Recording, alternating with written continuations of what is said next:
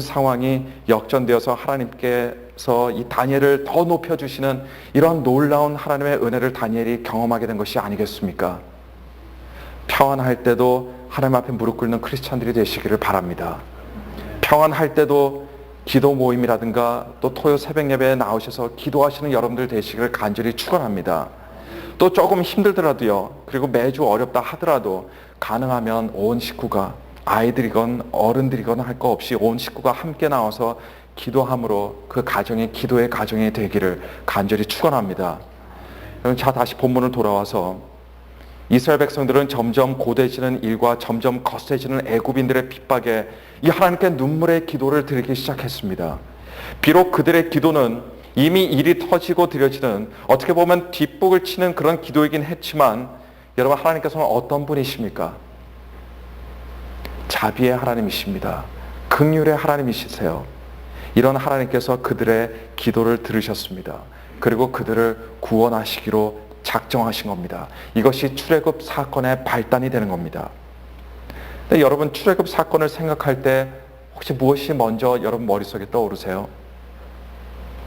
사실 이스라엘 민족이 출애굽을 할 당시에는요, 굉장히 많은 일들이 일어났습니다. 모세의 불붙은 떨기나무 사건서부터 하나님께서 애굽을 향해 내리신 10가지 재앙들, 그리고 홍해가 순식간에 그냥 둘로 갈라지는 일에 이르기까지 정말 많은 일들이 일어났습니다. 이 많은 일들과 사건들 중에 출애굽하면 무슨 사건이 먼저 생각나십니까? 무슨 장면이 여러분들의 머리에 가장 먼저 그려지게 됩니까? 제가 이 똑같은 질문을 우리 가정예배 시간에 저희 집 아이들에게 물어봤습니다. 저희 집 아이들이 아직 어리긴 해도 출애굽과 관련된 이 애니메이션 영화도 보고, 또 주일학교에서 잘 교육도 받고, 또 어린이용 성경도 여러 번 읽었기 때문에 그래도 출애굽에 대해서는 어느 정도 알고 있어요. 근데 이 질문을 던졌더니 저희 집 첫째가 말하기를, 모세가 파도가 치는 홍해 앞에서 한쪽 손으로 지팡이를 들고 바다 위로 내리치는 그 멋있는 모습이 생각난다고 하더라고요. 또 저희 집 둘째는 이스라엘 백성이 그들의 뒤를 쫓아오던 나쁜 사람들과 싸워서 나쁜 사람들을 쳐서 이기고 홍해를 건너는 장면이 생각난다고 저한테 이야기를 하더라고요. 그래서 제가 딸아이의 머리에 꿀밤을 때려주면서, 야, 이스라엘 백성이 언제 애굽인들과 싸웠냐? 성경 이야기를 아예 만들어. 그래서 혼내준 적이 있습니다. 제 딸아이가 기억이 가물가물했는지 자기 땅에는 홍해를 가르기 전에 애굽인들을 먼저 쳐부수고 나서 그리고 홍해를 건넜다라고 이렇게 기억하고 있더라고요. 또 제 딸에는요, 애굽인들이 뭐 이런 구분이 없습니다. 이스라엘은 무조건 좋은 사람들이고 나머지 사람들은 다 나쁜 놈들로 그렇게 기억을 하고 있습니다. 하여튼 이런 100명 중에 99명은요, 출애굽 이야기에서 가장 중요한 사건으로 이 홍해가 갈라지는 사건을 꼽을 겁니다. 그래서 홍해가 갈라지는 그 장면이 바로 출애굽의 핵심이 되는 이야기라고 그렇게 간주하고 생각을 합니다. 20세기의 신학계에서 많은 자유주의 신학들이 생겨났습니다.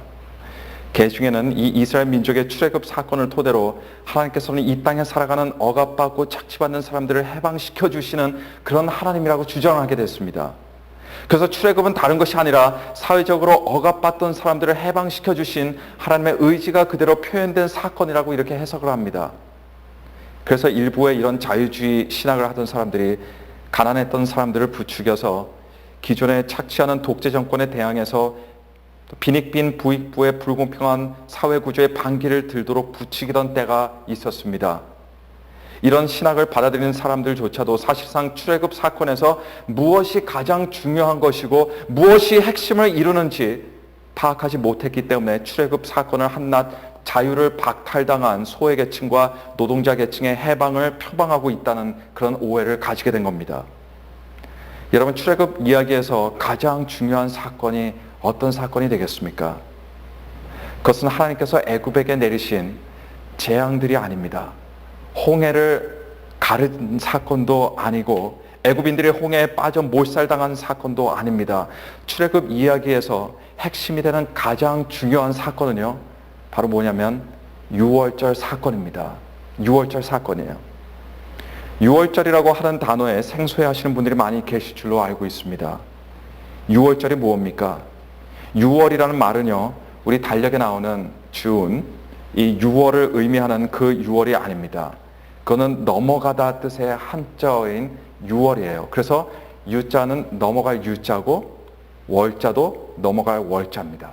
넘어가다의 뜻을 가지고 있는 말이 바로 6월이라는 단어입니다. 영어로는 그 뜻을 그대로 표현해서 Passover이라는 단어를 사용하고 있습니다. 하나님께서는 이스라엘 백성들을 놓아주지 않고 끝까지 잡고 있던 애굽의 바로 왕과 모든 애굽인들에게 10가지의 재앙을 하나씩 내리셨습니다. 그 10가지 재앙이란 바로 첫째로 나일강의 물이 피로 변한 사건이고, 두 번째 재앙은 개구리의 출몰, 세 번째 재앙은 이의 출몰, 네 번째 재앙은 파리의 출몰, 다섯 번째 재앙이 생축에게 일어난 악질, 여섯 번째는 독종의 재앙, 일곱 번째 우박의 재앙, 여덟 번째로 메뚜기의 재앙, 아홉 번째로 흑암의 재앙, 그리고 가장 마지막에 내리신 재앙이 애굽에 있는 모든 장자들을 죽이는 그런 재앙이었습니다. 그런데 제일 마지막 재앙이었던 장자들이 죽는 재앙은요, 이스라엘 백성이 탈출하기 바로 전날 밤에 내려진 무시무시한 재앙이었습니다.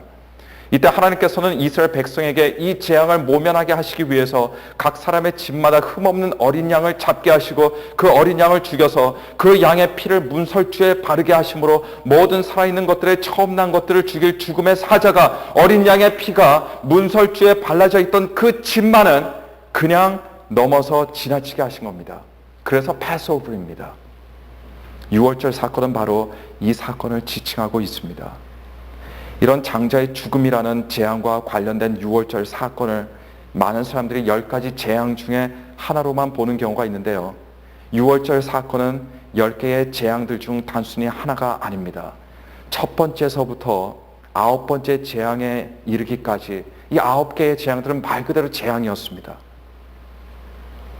하나님의 뜻을 거스르고 마음을 스스로 강팍해 한 바로와 애굽인들에 대한 일종의 징벌과도 같았습니다. 그러나 이 10번째 재앙은 애굽인들에게뿐만 아니라 이 땅에 살아가는 모든 사람들에게 결코 변할 수 없는, 오늘 우리들에게도 해당하고 있는 그 진리를 가르쳐주고 있습니다.